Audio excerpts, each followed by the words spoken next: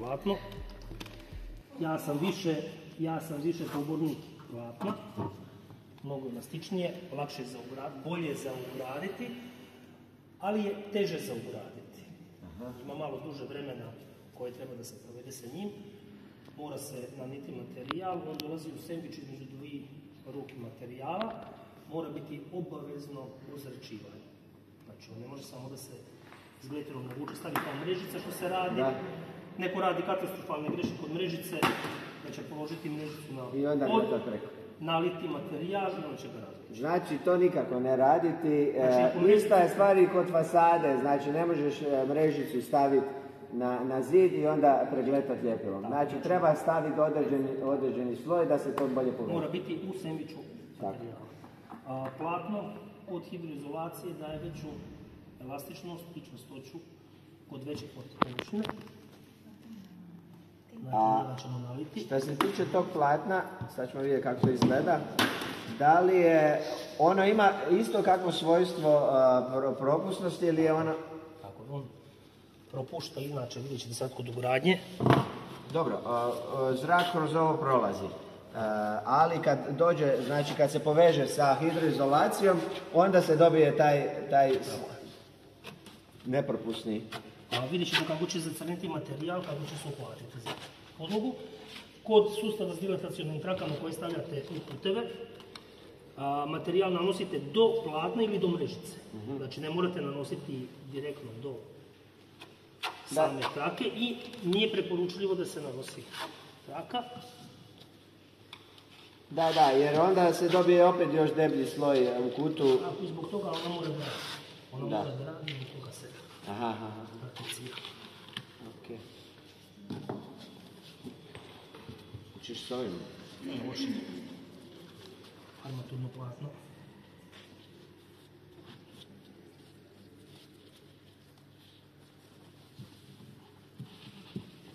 Sa ovim platnom nisam radio sam s mrežicom. Ali ovo je zanimljivo. Znači, fiksirali ste ga, napravili ste mu pravac koji će da dođe. Gdje se pogleda na cement.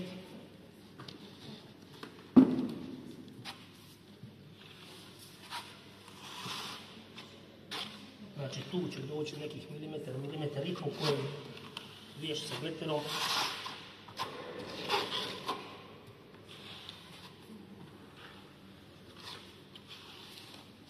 Ok, napravimo dalje.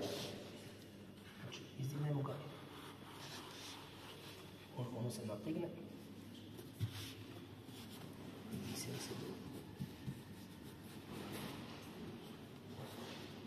Znači, zrak bi morao se maknuti... Tako, to ćemo raditi sa ježvaljkom, tako zvanim.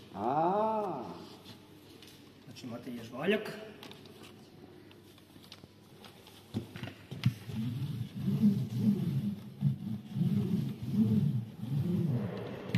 Vidite kako poprima boju materijala. Da. Prolazi materijal kroz njega. Ovo. Znači, na podu kad se valja, pravolinijski, diže se kad se miče i postavlja se po vodu. Znači, nikako okretanje. Da ne... Tako je, da mrežicu ne bi platno ne bi. Ono može da se i okrene, ako imate nekih neravnina. Pa opet unutar smijena. Možete mijenjati pravac. Da. Ali kak je kod ovog platna ako je slučajno neravno? Ono je jako fleksibilno. Znači ono se bude malo prilagodilo. Ja vidim da je dosta tanko ono, nije neka kruta kao ona membrana. Ali naravno da ni nećete raditi na način da ćete raditi na jako neravnu podlogu, jer vama na tu podlogu treba dođe keramika. Znači podloga mora biti već pripremljena, po mogućnosti obrušena, izravnata, da li će doći u sustav sa nekim reparatornim mortom, fleksibilnom kilom, ali iza toga, znači samo poravnavanje rubova, da vam ne bi ostao neki njok, jer sutra dan kad se radi druga ruka može da vam pravi problem. Znači nikako ne sad odmah i s drugom rukom preko toga? Ne, nikako. Mora da bude 24 sata. Biti pauza između ugradnje.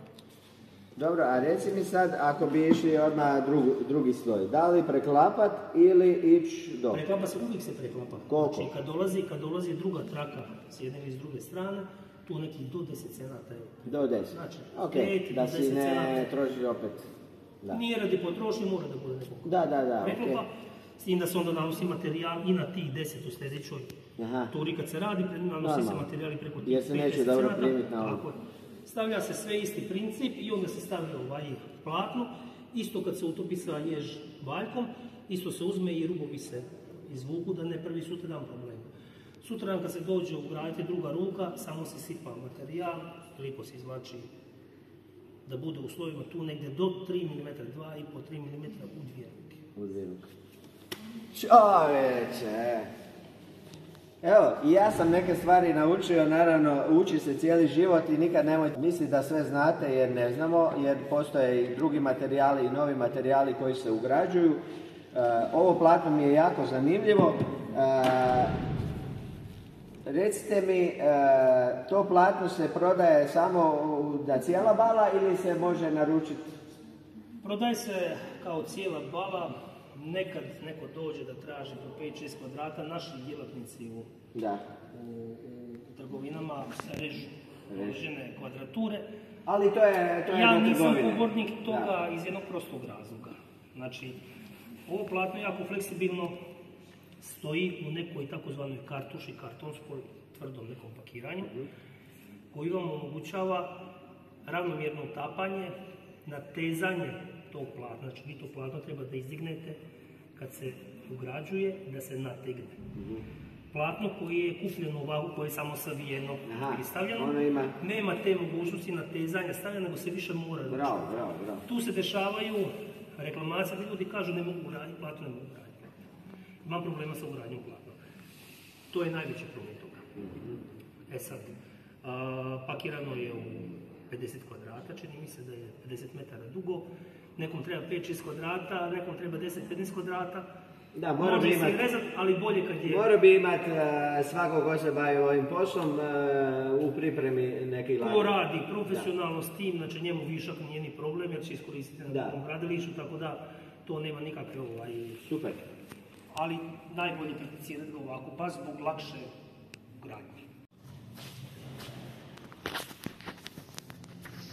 Evo ekipica, ovo nam je pokazao čovjek koji je stvarno godinama u ovom poslu, koji radi i obuke ovdje u Draku za ugradnju materijala koje Drako proizvodi. Ja sam puno naučio, nadam se da ste i vi. Naravno, ako vam je ovo bilo korisno, zapratite, bit će naravno tu i drugi firmi koje će vjerojatno izraziti želju da upoznaju me i sa njihovim materijalima. Ja sam volio da se baziram u ovom projektu najviše na hidroizolaciju, zato što, čuli ste i od Nikole, hidroizolacija ako nije dobro izvedena, poslije će biti problemi, susjedu će procuriti kat ispod, stotine problema, ko je kriv, na kraju sve vi to platite da bi ispravili neke stvari. Zato, ako vam je bilo korisno ovakvi sadržaj, zapratite, naravno da ćemo probati i sa drugim proizvođačima materijala vidjeti njihove sustave hidroizolacije i ostale materijale, a do tad zaprati pa vidimo se u nekom novom klipu.